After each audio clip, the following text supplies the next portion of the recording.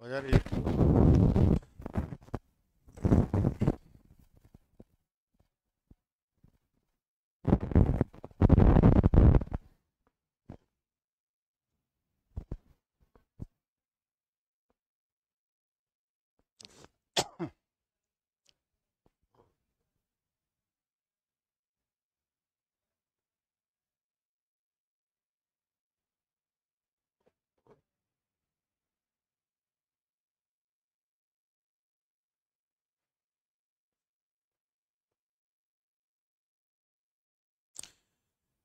जय हिंद जय हिंद जय हिंद, सबको जय हिंद भाई। चलिए हम लोग आज कल सेट्स के बारे में हम लोग मतलब फंक्शन स्टार्ट किए हैं। फंक्शन में हम लोग थोड़ा सा क्या सेट्स के बारे में हम लोगों ने डिस्कस किया था, ठीक है।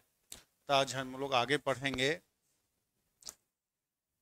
तो सेट्स में कार्डिनल सेट्स क्या होता है हमारा, कैसे पहचानेंगे वो सेट है कि नहीं है। कार्डिनल नंबर के बारे में हम लोगों ने कल डिस्कस कर लिया था कि कार्डिनल नंबर किसी सेट का किसको कहते हैं हम। कार्डिनल नंबर किसी भी सेट में जितने डिफरेंट एलिमेंट्स होते हैं, डिफरेंट एलिमेंट्स होते हैं, उसकी संख्या को, उसके नंबर को ही हम लोग क्या कहते हैं, कार्डिनल नंबर कहते हैं। अब उसी में टाइप्स ऑफ सेट्स थोड़ा सा जानना होगा, जिसकी जरूरत हमें हमेशा होगी। टाइप्स ऑफ सेट समुच्चय के प्रकार में आ जाता है। तो बहुत तरह का हमारा, लेकिन जो मुख्य है, जो काम का है, जिसकी हमें फंक्शन में अक्सर जरूरत पड़ेगी, उन सबको एक बार देख लें। तो सबसे पहले आपका क्या आ जाता है, इम्पिटी सेट्स। क्या आ जाता है, इम्पिटी सेट हमारा, या इसी को हम नल सेट भी कहते हैं। इसी को क्या कहा जाता है, नल सेट भी कहा जाता है। हिंदी में इसको क्या कहेंगे हम लोग, रिक्त समुच्चय। हिंदी में जो कहते हैं वो क्या कहते हैं, रिक्त समुच्चय कहते हैं। तो रिक्त समुच्चय क्या होता है, द सेट whose cardinal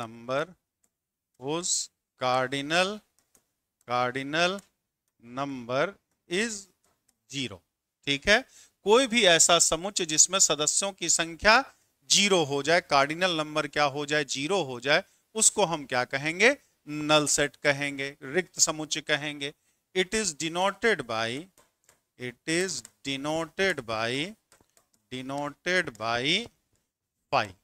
पाई या फिर कर्ली ब्रैकेट।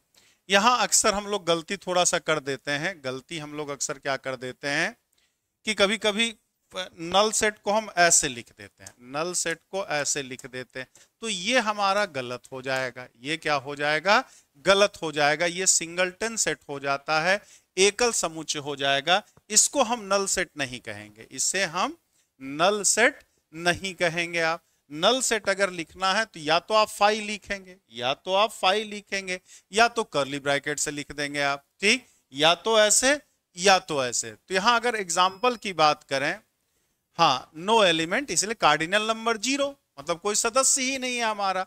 तो किसी भी समुच्चय में, किसी भी समूह में कोई सदस्य नहीं है, तो वो क्या कहलाएगा, हमारा नल सेट कहलाएगा, रिक्त समुच्चय कहलाएगा। जैसे अगर हम बात करें एग्जाम्पल, रियल लाइफ में भी एग्जाम्पल की बात करें, ऐसे बच्चों का समूह, अगर ये कह दे ऐसे बच्चों का समूह जिनका 10th बोर्ड में 110% नंबर आया है, ठीक, तो 110% नंबर तो आ ही नहीं सकता, चाहे जितने मार्क्स का पेपर हो, पूर्णांक चाहे जितना हो, टोटल मार्क्स चाहे जितना हो, मैक्सिमम टू मैक्सिमम कोई बच्चा 100% ही तो ला सकता है, 110% तो नहीं ला सकता है कभी वो हमारा। तो क्या होगा, वैसा नंबर पाने वाला कोई बच्चा ही नहीं होगा उस समूह में, ऐसे बच्चों की संख्या 0 है। तो 110% लाने वाले बच्चों का समुच्चय अगर कहें तो क्या होगा, नल सेट होगा हमारा। क्या होगा वो, नल सेट। ये कहते हैं ऐसा आदमी जिसकी 4 आंखें हो, तो 4 आंखें किसी की थोड़ी होती हैं भाई, ठीक है, तो क्या होगा, नल सेट होगा हमारा। या ऐसे एग्जाम्पल कह दें कि सेट ए है हमारा x such that x belongs to real number and x square plus 1 बराबर 0 हमारा, ठीक। तो x रियल नंबर भी और x स्क्वायर प्लस 1 बराबर 0 हो, तो x स्क्वायर प्लस 1 को अगर 0 कर देंगे, एक्स स्क्वायर प्लस 1 को अगर 0 कर देंगे तो एक्स स्क्वायर क्या हो जाएगा, -1 आ जाएगा। अब एक्स का वैल्यू प्लस माइनस आई हो जाएगा, तो एक्स का वैल्यू इमेजिनरी नंबर होगा ना, लेकिन यहाँ क्या कह रहा है, रियल नंबर कह रहा। तो ये जो सेट है हमारा कैसा सेट होगा, ये नल सेट है। ये जो है हमारा क्या है, नल सेट है, हमारा रिक्त समुच्चय है। बस ये गलती मत कीजिएगा, नल सेट को या तो ये भी लिखे या तो ऐसे लिखेंगे आप, दोनों। ये नहीं, बुद्धिमान ज्यादा नहीं बनना कि हमें दोनों आ रहा, ठीक, दोनों आ रहा है तो फिर दिक्कत हो जाएगी, ठीक है। तो उम्मीद करते हैं नल सेट समझ गए होंगे सब लोग। दूसरे की बात करें, दूसरे की बात करें तो क्या नल सेट हो गया, फिर आपका सिंगलटन सेट। सिंगलटन सेट एकल समुच्चय, जिसको हिंदी में क्या कहते हैं, एकल समुच्चय कहा जाता है। हिंदी में जो कहेंगे वो क्या कहेंगे आप, इसे एकल समुच्चय कहेंगे। तो एकल समुच्चय क्या होता है, the set whose cardinal number is 1, cardinal number is 1, cardinal number is 1 हमारा, ठीक। तो ये क्या हो जाता है, एकल समुच्चय हो जाता है। मतलब ऐसा समुच्चय जिसमें, वंदना भारती जी, आज कुछ मत पूछो भाई, आज हम मतलब बस पढ़ा दे रहे हैं। आज थोड़ा मतलब दुखी आत्मा हम बन गए हैं। दुखी आत्मा क्यों है वो सबको पता है। थोड़ा सा कुछ घटनाएं ऐसी होती हैं जो पर्सनल लेवल पे लगता है कि कुछ नुकसान हो गया है, ठीक। बस पढ़ाया जा रहा है, तो कभी और कल चर्चा करेंगे हम लोग आराम से, कौन सा कितना चल रहा नहीं चल रहा। आज हम लोग बस खाली पढ़ लें, आज हम लोग बस केवल पढ़ लें, ठीक। तो किसी भी कार्डिनल नंबर का सेट जो होता है, अगर किसी सेट का कार्डिनल नंबर 1 हो हमारा, तो उसको हम लोग क्या कहते हैं, null set, sorry singleton set कहा जाता है। जैसे हम कहते हैं ए, ठीक, X such that X is even prime number, even prime number, even prime number हमारा, ठीक। तो ये क्या है, सिंगलटन सेट है। ये क्या है, सिंगलटन सेट होगा हमारा, ठीक। x is even prime number हमारा। तो प्राइम नंबर क्या होता है, प्राइम नंबर तो ढेर सारा होता है, लेकिन इवन प्राइम नंबर तो केवल 1 ही है ना, सॉरी 2 ही है ना हमारा। तो ये इसका मतलब अगर इसको ये, तो नंबर ऑफ सेट ए कितना होगा, 1 ही तो होगा। प्राइम नंबर तो 1 भी है, 2 भी है, 3 भी है, 5 भी है, 7 भी है, बहुत सारा प्राइम नंबर है हमारा, ठीक है। लेकिन यहां पर हमारा क्या है, इवन प्राइम नंबर। तो इवन मतलब सम अभाज्य संख्या। तो सम अभाज्य संख्या केवल 2 है, 2 के अलावा और कोई नहीं है। तो ये जो कहलाएगा वो क्या कहलाएगा, एकल समुच्चय कहलाएगा। एकल समुच्चय यानी सिंगलटन सेट कहलाएगा। या हम डेली लाइफ में यूज करें तो क्या हो जाएगा, डेली लाइफ में अगर यूज करें, भारत के वर्तमान प्रधानमंत्री का समुच्चय, ठीक, भारत के वर्तमान प्रधानमंत्री का समुच्चय। तो भारत में तो एक ही वर्तमान में प्रधानमंत्री है ना भाई, ठीक है, एक ही प्रधानमंत्री है हमारे। तो क्या होगा, वो एकल समुच्चय हो जाएगा। वो क्या हो जाएगा, एकल समुच्चय। तो कोई भी ऐसा समुच्चय जिसमें सदस्यों की संख्या केवल 1 हो, वो क्या कहलाता है हमारा, एकल समुच्चय कहलाता है, यानी कि सिंगलटन सेट कहलाता है। कोई दिक्कत किसी को, जल्दी से एक बार बताइए, जल्दी से एक बार बताए, समझ गए, नल सेट समझ गए, सिंगलटन सेट समझ गए। फिर उसी में क्या होता है, फाइनाइट सेट। तीसरा की बात करें क्या, फाइनाइट सेट की बात करें। फाइनाइट सेट, निश्चित समुच्चय की बात की जाए हमारा, तो यहां पर क्या हो जाएगा, the set whose cardinal number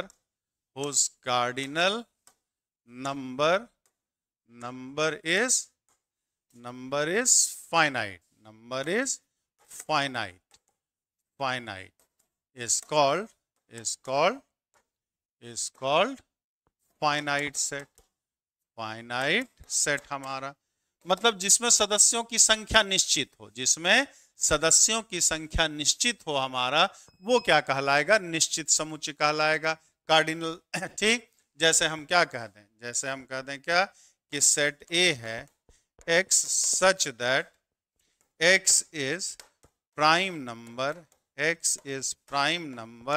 less than 20, less than 20 हमारा 20 से छोटा, 20 से छोटा अभाज्य संख्याओं का समुच्चय। तो 20 से छोटा अभाज्य संख्या क्या क्या हो जाएगा हमारा, ठीक, 2 हो जाएगा, 3 हो जाएगा। 1 प्राइम नंबर नहीं होता, 1 जो है वो प्राइम नंबर नहीं होता, ना तो प्राइम नंबर होता, ना तो कंपोजिट नंबर होता, ना भाज्य संख्या होता, ना अभाज्य संख्या, वो एक्सेप्शनल केस में होता हमारा। तो प्राइम नंबर 2 से स्टार्ट होता है, तो 2, 3, 5, 7, 11, 13, 17 और 19 हमारा। तो 1, 2, 3, 4, 5, 6, 7, 8, तो यहाँ कार्डिनल नंबर ऑफ सेट कितना है, 8 है हमारा। तो कोई भी ऐसा समुच्चय जिसमें सदस्यों की संख्या निश्चित हो उसको हम क्या कहेंगे, निश्चित समुच्चय कहेंगे, फाइनाइट सेट कहेंगे। उसी तरह से चौथा इनफाइनाइट सेट, इनफाइनाइट सेट हमारा। तो इनफाइनाइट सेट क्या हो जाता है, the set whose cardinal number, the set whose cardinal number is infinite, infinite हमारा, ठीक, is called infinite set, infinite set हमारा, ठीक। कोई भी ऐसा समुच्चय हमारा जिसमें सदस्यों की संख्या क्या हो, अनंत हो हमारा, ठीक, तो वो क्या इनफाइनाइट सेट हो जाएगा। जैसे हमने लिया क्या, x such that x is greater than 1 less than 4। 1 से 4 के बीच की संख्याएं कह रहे हैं, 1 से 4 के बीच की संख्याएं। तो 1 से 4 के किसी भी दो संख्याओं के बीच में कितना, अनंत संख्या होगा। किसी भी दो संख्याओं के बीच में कितनी संख्या होगा कोई नहीं बता सकता, अनंत संख्याएं होंगी आपकी, बेहतर थे। तो ये सेट जो हमारा हो जाएगा वो क्या होगा, इनफाइनाइट सेट है हमारा। कितने सेट हैं ये कितने एलिमेंट हैं इसमें ये बता पाना हमारे लिए संभव नहीं है, तो इसको हम क्या कहेंगे, इनफाइनाइट सेट कहेंगे। क्लियर है सबका, या कोई डाउट है किसी को, जल्दी से एक बार बताइए। समझ गए सब लोग, जल्दी से एक बार बताएं तो फिर आगे चलें। सर्च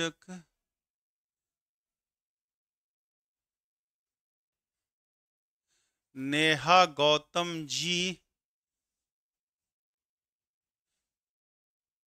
कौन से, ये फाउंडेशन बैच की क्लास है नेहा जी, तो फाउंडेशन बैच में बिल्कुल जाता है, ठीक। अगर फाउंडेशन बैच में है तब नहीं मिलता है तो इस नंबर पे आप कॉल कर लीजिएगा, 96 28 95 92 37 पे आप कॉल कर लीजिएगा। ये लक्ष्य फाउंडेशन बैच की क्लास चल रही है नेहा जी। तो अगर आप उस बैच में होंगे तो बिल्कुल, अभी तो सारी क्लासेस उसका यूट्यूब पे ही चला है, लेकिन फिर भी ऐप पे डाल दिया जाता है आपका।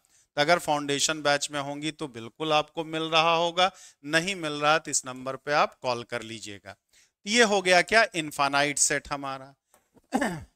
फिर आता है क्या, equivalent set, equivalent set, equivalent set हमारा। समतुल्य समुच्चय क्या होता है, समतुल्य समुच्चय हमारा।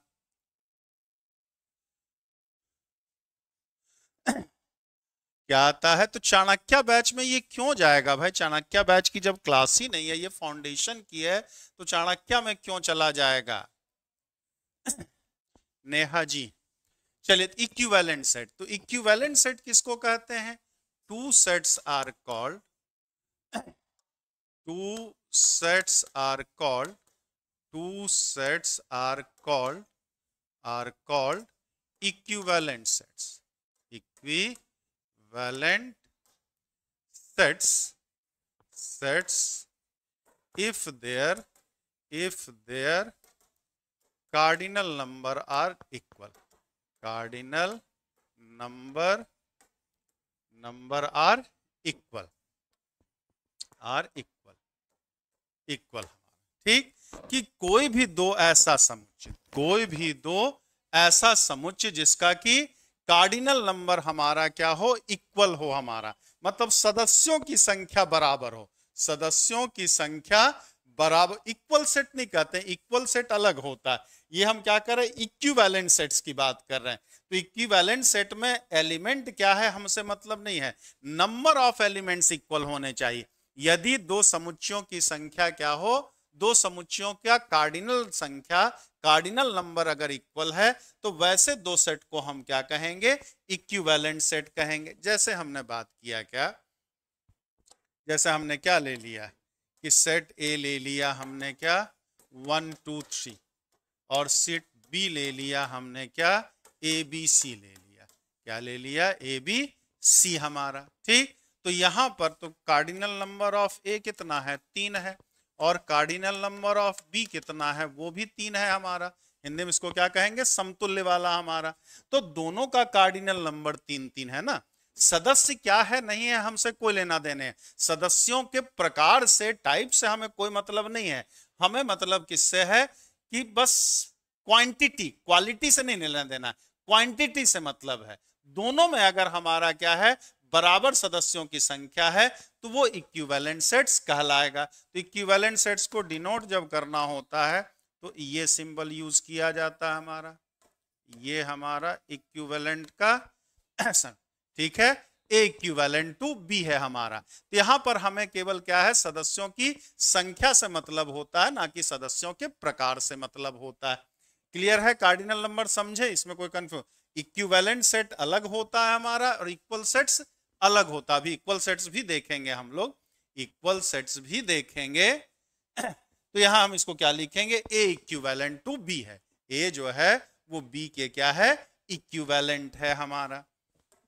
अब फिर बात करें,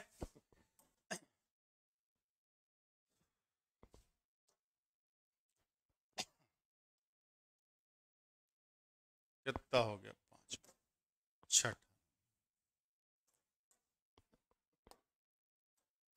इक्वल सेट्स, इक्वल सेट्स हमारा।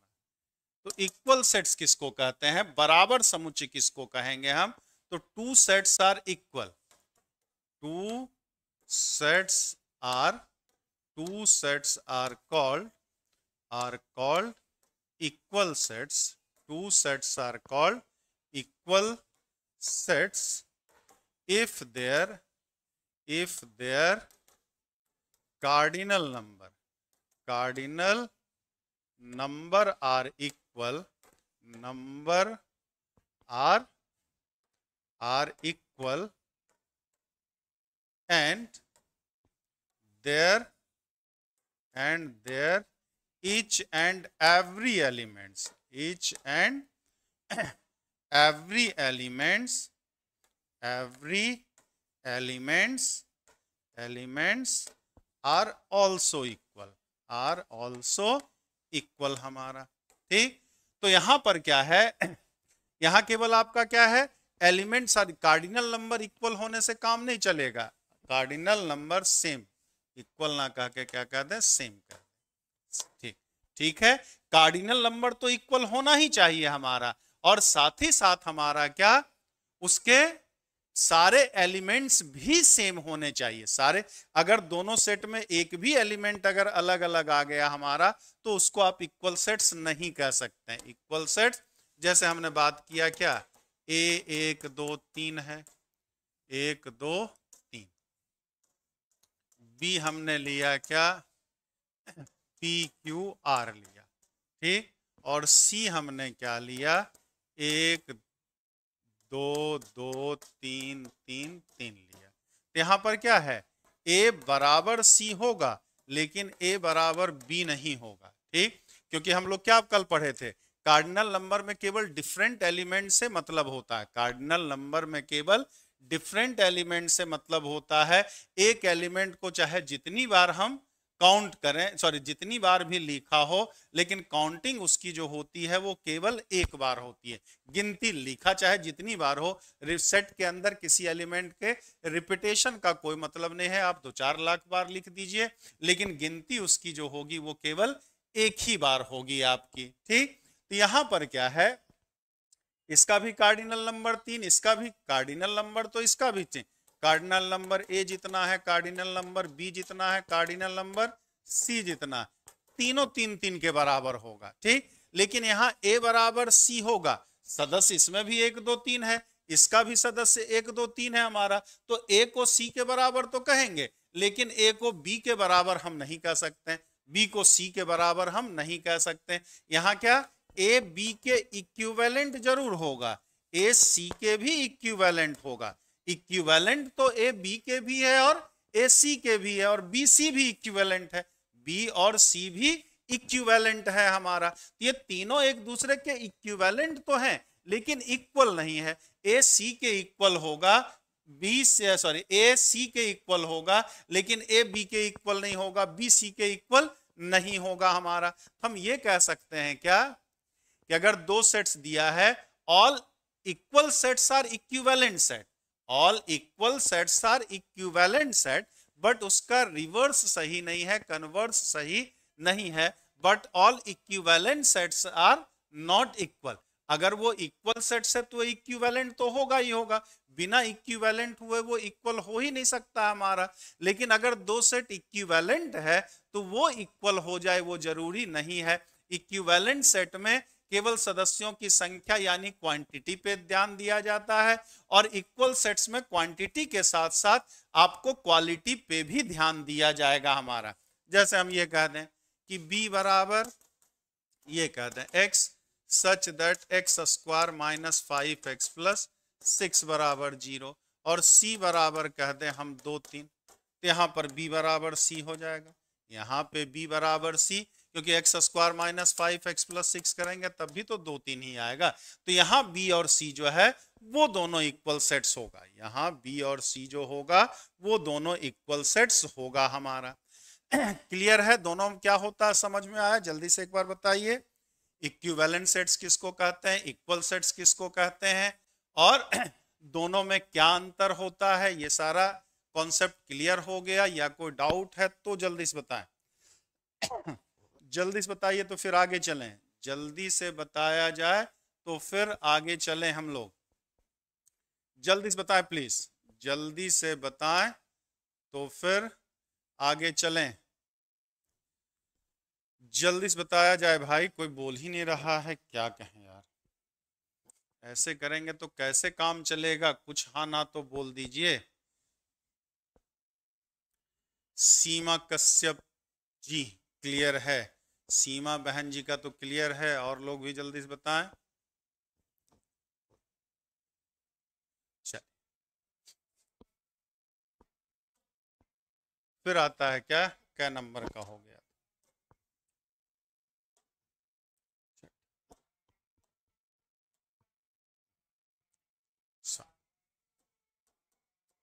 Subset, subset of A set, subset of A set, किसी समुच्चय का उपसमुच्चय, किसी समुच्चय का उपसमुच्चय किसको कहते हैं हम, उपसमुच्चय किसको कहते हैं।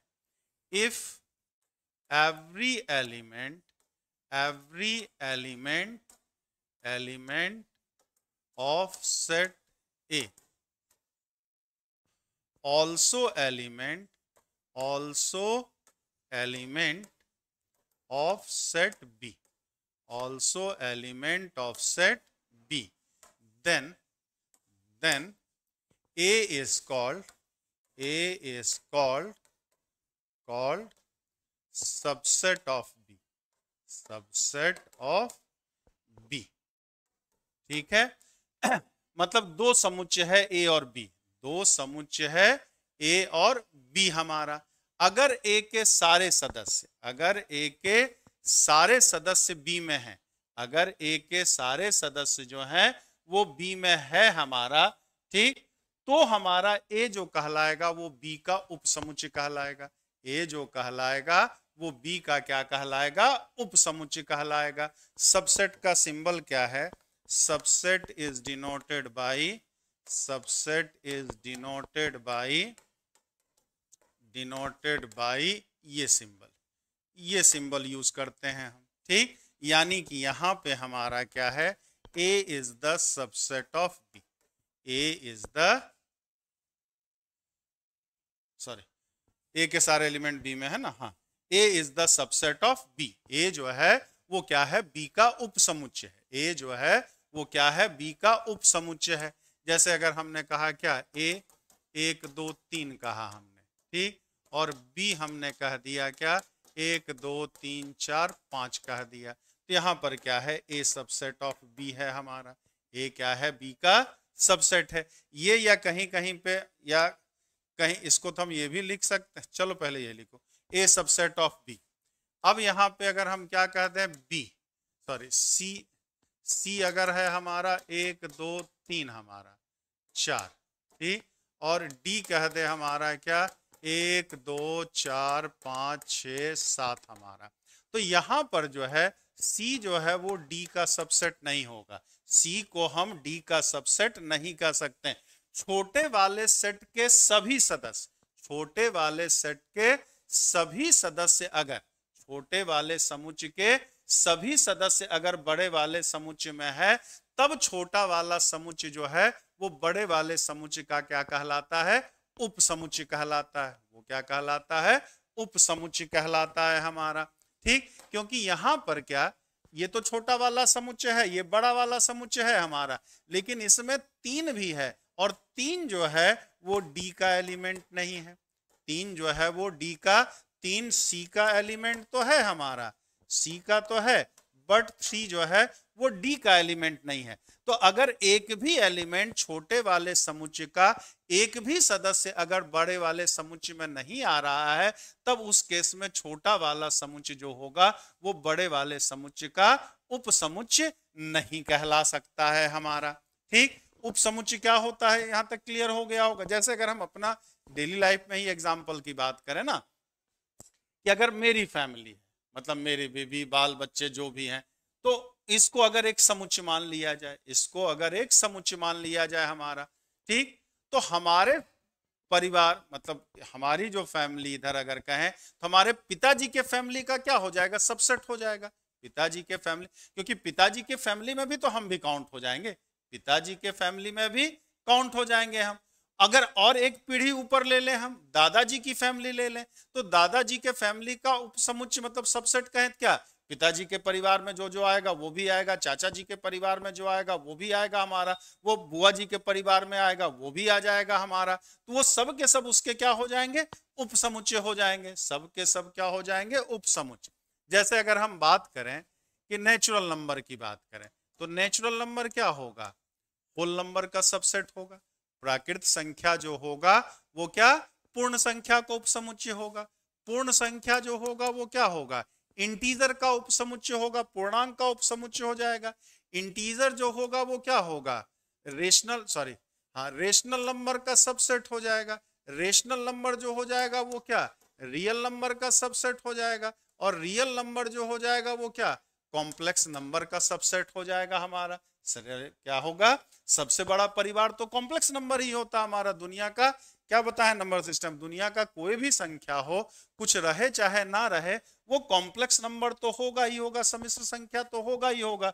तो प्राकृत संख्या, पूर्ण संख्या में प्राकृत संख्या आ जाएगा, पूर्ण संख्या खुद क्या होगा, इंटीजर में आ जाएगा, इंटीजर खुद क्या आ जाएगा, रेशनल नंबर यानी परिमेय संख्या में आ जाएगा, परिमेय संख्या खुद क्या आ जाएगा, वास्तविक संख्या में आ जाएगा, और सारे वास्तविक संख्या खुद किस में आ जाएंगे, सम्मिश्र संख्या में आ जाएगा।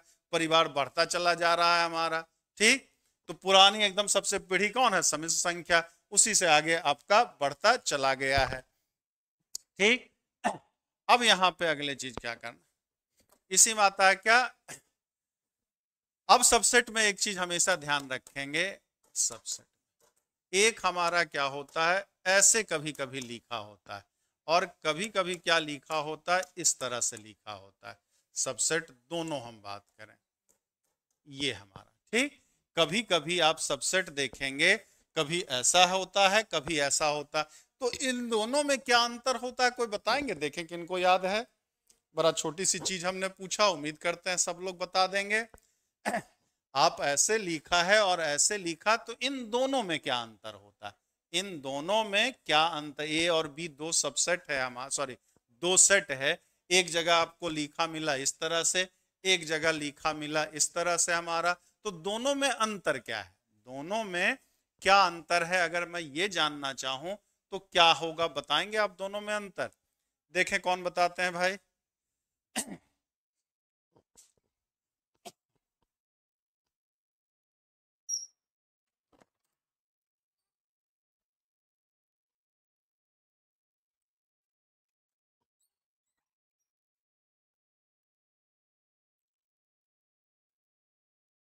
सबसेट का इक्वलिटी भी होल्ड करता है, ए के सभी एलिमेंट बी में होंगे। ठीक, यहां जो है हमारा दोनों में अंतर क्या है, यहां जो लिखा गया है A is proper subset, A is proper subset, subset of B है हमारा, और यहां लिखेंगे A is subset of B, A is subset of B. दोनों में अंतर ये है, अगर ऐसा लिखा है ये सिंबल है मतलब ए बी का उचित उप समुच्चय है, प्रॉपर सबसेट है, मतलब कि यहां पर ए बराबर बी नहीं हो सकता है। ठीक, बी में ए से कम एक सदस्य ज्यादा जरूर रहेंगे, बी में ए से कम एक सदस्य जरूर रहेंगे, और इसका मतलब क्या होता है, यहां पर maybe A is equal to B, maybe A बराबर बी हो सकता है हमारा। ठीक है, यहां पर ए बराबर बी संभव नहीं है, यहां पर ए बराबर बी भी हो सकता है, यहां पर जो हो सकता है वो ए बराबर बी भी हो सकता है। तो ऐसे अगर कहीं लिखा है इसका मतलब दोनों समुच्चय किसी भी स्थिति में बराबर नहीं है। यहां पर क्या हो सकता है, ए और बी बराबर भी हो सकता है, मतलब ए के सारे सदस्य बी में भी हो सकते हैं, और हो सकता है बी में ए से ज्यादा भी रहे हमारा, लेकिन यहां में बी में भले एक के सदस्य ज्यादा हो लेकिन ए से कम एक सदस्य तो ज्यादा रहेगा ही रहेगा हमारा। ठीक, तो ये हो गया हमारा, ये प्रॉपर सबसेट्स अगर कहे तो ये सिंबल यूज किया जाता है, और अगर खाली सबसेट की बात करें तो ये सिंबल हम यूज करते हैं। दोनों में बस यही फर्क है, और दोनों में कोई फर्क नहीं है हमारा। अब तो नंबर ऑफ सबसेट्स की बात करें अगर हम लोग, क्या तो if number of element set A is equal to P है, then number of number of subset, number of subset of A is given by 2 to the power p, 2 to the power p, मतलब किसी भी समुच्चय में उप समुच्चयों की जो संख्या होती है 2 पर power cardinal number of the set. मतलब अगर हमने सेट ए कहा, अगर हमने सेट ए कहा क्या, ए बी सी है हमारा, तो अगर हम नंबर ऑफ इसके सबसेट्स ऑफ ए की बात करें, सबसेट्स ऑफ ए की बात करें तो क्या हो जाएगा, एक फाई हो जाता है, ए हो जाएगा, बी हो जाएगा, सी हो जाएगा, ए बी हो जाएगा, बी सी हो जाएगा, ए सी हो जाएगा, ए सी हो जाएगा, और ए बी सी हो जाएगा, ए बी सी। 1 2 3 4 5 6 7 8 हमारा, तो यहाँ नंबर ऑफ सबसेट्स जो हो गया, number of subsets of set ए कितना हो जाएगा, ए 2 पर पावर 3 यानी कि 8। यहां तो छोटा समुच्चय है तो एक एक करके गिन भी लिया, सबसे छोटा समुच्चय था तब तो एक एक करके लिख भी लिया आपने। ठीक है, लेकिन जब बड़ा समुच्चय हो जाएगा तो सारा निकाल पाना तो पॉसिबल नहीं होता ना, सारा निकाल पाना तो पॉसिबल नहीं होता, तो हम सीधे सीधे क्या करेंगे, 2 के पावर में जितना समुच्चय रहेगा उतना लिख देंगे हम। ठीक, अब इसमें से क्या होता है, तो ये वाला जो होता है ये इम्प्रॉपर सबसेट्स कहलाता है। प्रॉपर सबसेट में हमने क्या कहा कि ए बराबर बी नहीं होना चाहिए, ए बराबर बी नहीं होना चाहिए, तो यहां number of proper subsets, number of proper subsets, उचित समुच्चय जो हो जाएगा, proper subsets of set A, subsets of set A is equal to 2 to the power p minus 1, ठीक है, मतलब अगर कहीं भी उचित उपसमुच्चय की संख्या पूछेगा तो कुल उपसमुच्चयों की संख्या निकाल करके उसमें एक माइनस कर देंगे, उसमें क्या कर देंगे, एक माइनस कर देंगे। तो यहाँ p का मान 3 था, तो यहाँ पर क्या हो जाएगा, इस सेट में अगर प्रॉपर सबसेट्स की नंबर ऑफ प्रॉपर सबसेट कितने हैं, कुल उचित उपसमुच्चय कितना है, तो 7 हो जाएगा। उचित उपसमुच्चय की संख्या जो हो जाएगी वो 7 हो जाएगी हमारी। ठीक, अलग से कुछ नहीं करना, मतलब प्रॉपर सबसेट्स कहा तो क्या कहा है, एक खुद वाला भी उसका सबसेट होता हमारा। ठीक, तो ये वाला बस हटा दिया जाता है, खुद वाला के अलावा जितने हैं वो सब के सब उसके क्या कहलाते हैं, प्रॉपर सबसेट्स कहलाते हैं हमारे। ये वाला जो कहलाता है वो इम्प्रॉपर सबसेट्स कहलाता है, ये वाला जो कहलाएगा खुद वाला वो इम्प्रॉपर सबसेट्स। इसी में नोट में दो चीज और लिख लेंगे आप, क्या लिख लेंगे, पहला phi is phi is subset of every set, phi is subset of every set हमारा। ठीक, और दूसरा every set is subset of itself। ठीक, मतलब रिक्त समुच्चय जो होता है हाँ नंबर ऑफ प्रॉपर सबसेट हो जाएगा। ठीक है, मतलब कोई भी समुच्चय हो except null set, null set के अलावा कोई भी समुच्चय हमारा, तो दो सबसेट तो उसका पक्का होगा, दो सबसेट्स तो उसका पक्का होगा ही होगा हमारा। एक फाई जो होता है सभी समुच्चय का उपसमुच्चय होता है, और दूसरा क्या, दूसरा जो होता है कोई भी समुच्चय अपने आप का उपसमुच्चय होता है, कोई भी समुच्चय अपने आप का उपसमुच्चय होता है हमारा। अब जैसे नल सेट का उपसमुच्चय कहेंगे तो नल सेट का उपसमुच्चय खाली वो खुद ही रह जाएगा ना, और तो कोई रहेगा ही नहीं हमारा। लेकिन नल सेट के अलावा जितने भी सेट होंगे सबका कम से कम दो ठो सबसेट तो होगा ही होगा। एक फाई वाला, एक फाई जो होता है हर समुच्चय का उपसमुच्चय होता है, दूसरा वो खुद जो होता है अपना उपसमुच्चय होता है हमारा। ठीक, समझ में आई बात सबके या ना आई, जल्दी से एक बार बताइए।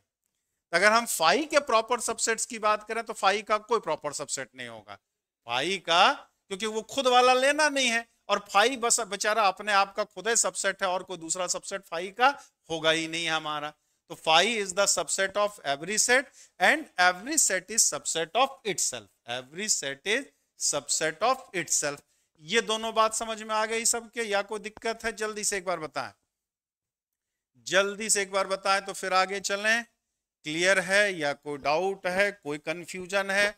बड़ी छोटी सी बात है, एकदम आसान सा चीज पढ़ रहे हैं बस इतना हम लोग इतना कि फंक्शन पढ़ते, क्योंकि बिना सेट के फंक्शन पढ़ पाना तो पॉसिबल है ही नहीं, सेट की हमें कदम कदम पे जरूरत पड़ेगी, इसलिए हम सेट्स थोड़ा सा पहले पढ़ा दे रहे हैं, तब फिर फंक्शन में आएंगे। क्लियर है या कोई डाउट है? जल्दी से एक बार बताएं, जल्दी से एक बार आप लोग बता दें तो फिर आगे चलें, जल्दी से एक बार बता दें तो फिर आगे चलें, जल्दी से बताइए प्लीज। कहीं कोई इसमें डाउट, सबसेट को समझने में कोई कंफ्यूजन, कोई भी शंका आपके मन में आ रही हो कि ना ये कुछ पल्ले नहीं पड़ रहा, ये हवा हवा ही जा रहा है? ठीक, इसको मैं एक बार और क्लियर कर दूं। तेज प्रताप, टीपी सिंह साहब भी सुबह सुबह आ गए क्या? सत्यवीर जी का क्लियर है, तेज प्रताप जी का क्लियर है, रहीम जी का भी क्लियर है, वेरी गुड। चलिए अब इसी में आता है क्या, फिर प्रॉपर सबसेट्स क्या आ जाता है। कैठ नंबर लिखे थे यार,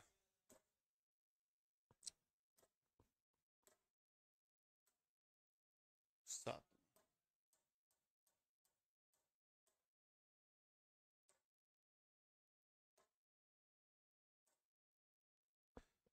आठ।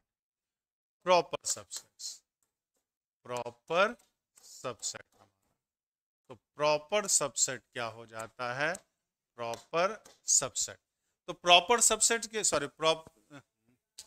प्रॉपर सबसेट तो बता ही दिया। Super set, super set, super set, जिसको हम लोग शायद क्या कहते हैं हिंदी में, अधिसमुच्चय कहा जाता है, शायद क्या कहा जाता है, अधिसमुच्चय कहा जाता है। तो if A is if A is subset of B, A is subset of B, then B is called superset of A, superset of A, superset of A।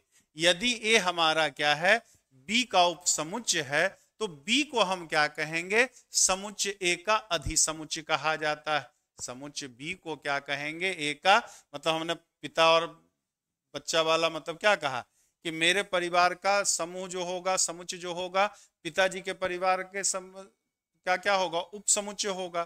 ठीक, तो पिताजी का जो होगा परिवार, वो मेरा क्या परिवार का क्या हो जाएगा, अधिसमुच्चय हो जाएगा। वो क्या हो जाएगा, अधि मतलब बस पलट जाना, बस पलट जाना। मतलब यहां क्या कहेंगे, B is the superset of A. B जो है वो A का क्या है, सुपरसेट है।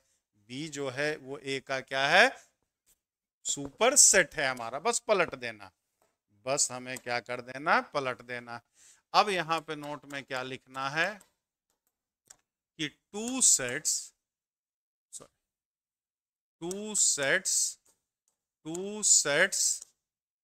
A and B are equal, A and B are equal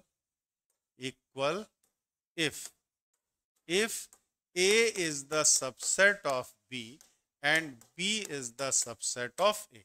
मतलब दो समुच्चय एक दूसरे के बराबर कब होंगे, दो समुच्चय को एक दूसरे के बराबर होने के लिए दोनों के एक दूसरे का सबसेट होना पड़ेगा, उपसमुच्चय होना पड़ेगा।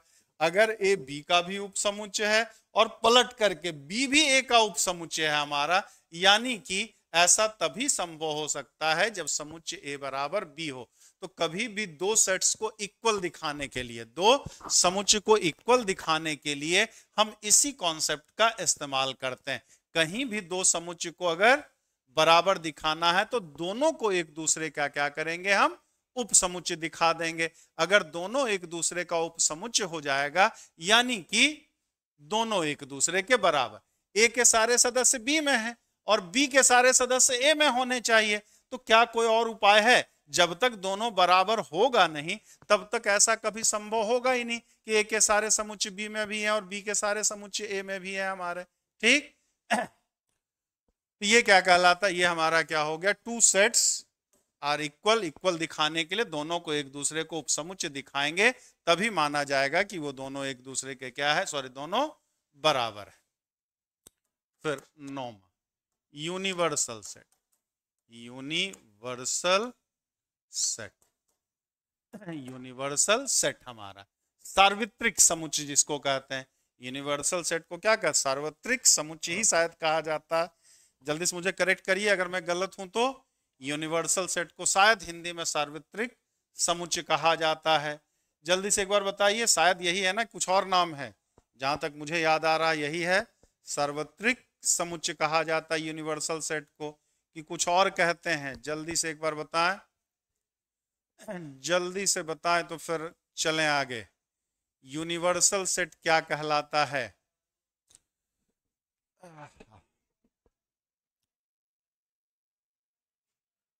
the set which contain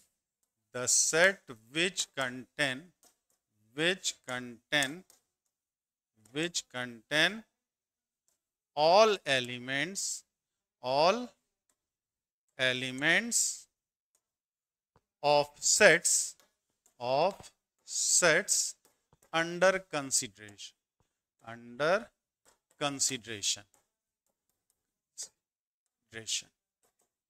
ठीक है, जो भी सेट्स, जो भी सेट कंसीडर किया गया है, जितना सेट क्या है, कंसीडर किया गया, तो कोई ऐसा सेट जो अपने में सबको समाहित कर ले, जो ऐसा सेट जो अपने में क्या, सबको समाहित कर ले हमारा। ठीक, तो उसको हम क्या कहेंगे, उन दिए गए सेट्स का क्या, यूनिवर्सल सेट कहा जाता, सार्वत्रिक समुच्चय कहा जाता है हमारा। ठीक है, अब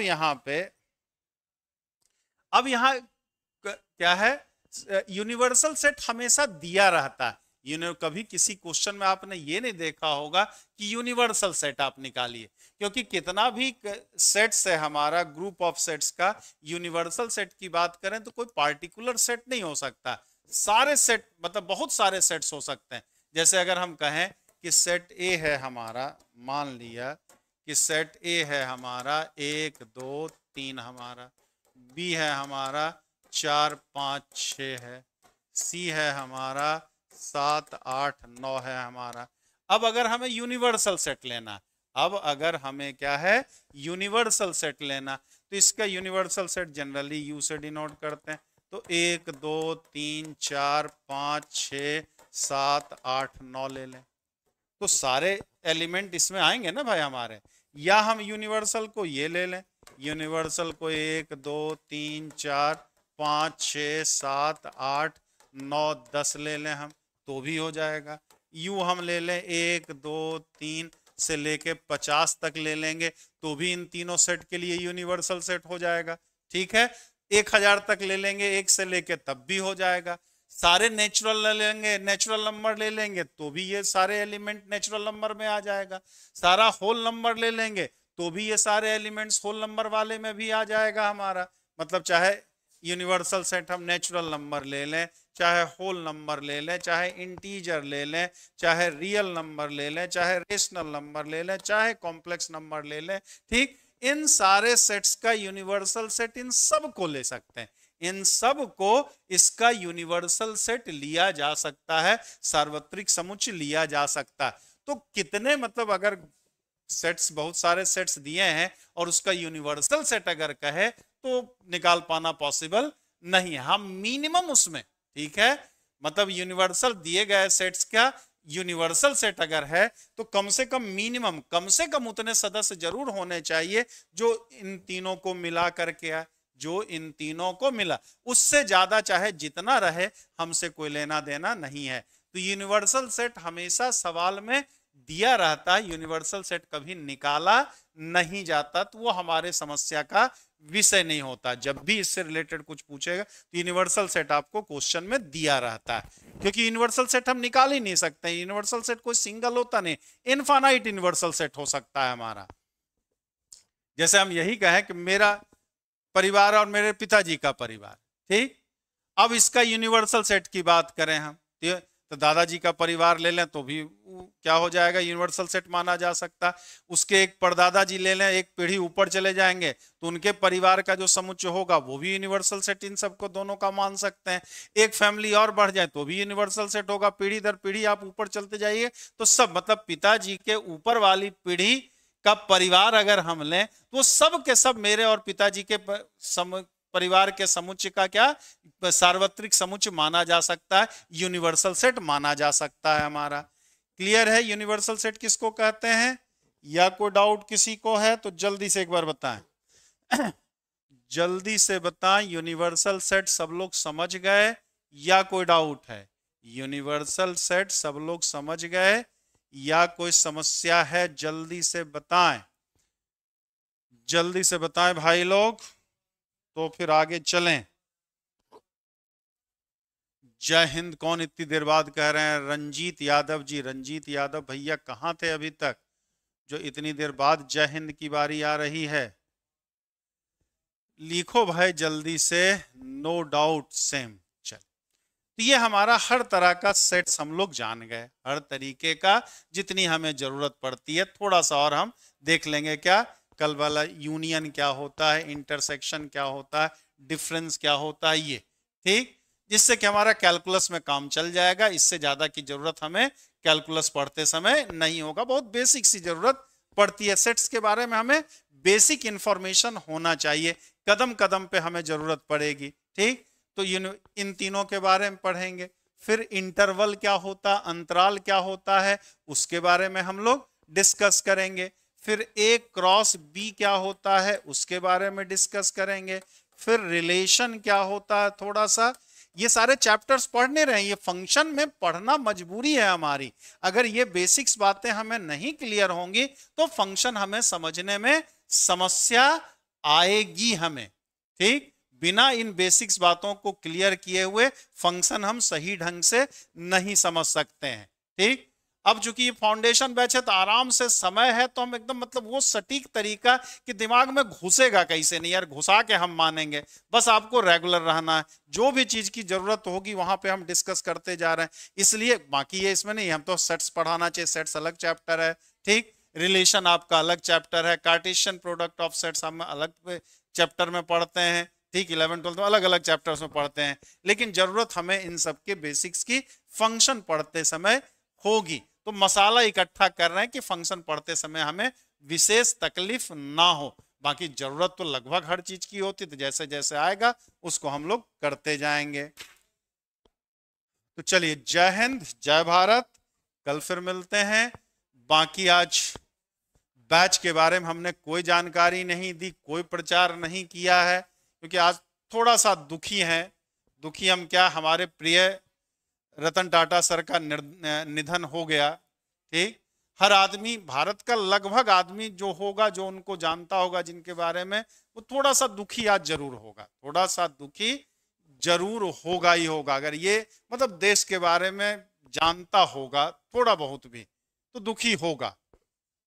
क्योंकि आज भारत जहां पे भी है उसमें शायद बहुत बड़ा योगदान रतन टाटा सर का, मतलब टाटा घराना फैमिली का तो है ही हमारा, लेकिन उसमें भी सबसे ज्यादा क्या है, रतन टाटा सर का है। आज जो हम 5 ट्रिलियन इकोनॉमी की बात हम कर रहे हैं कि हम कुछ दिनों बाद में वर्ल्ड के 3rd लार्जेस्ट इकोनॉमी बनेंगे हम, ठीक है, उसमें सबसे बड़ा योगदान होगा तो उन्हीं का होगा।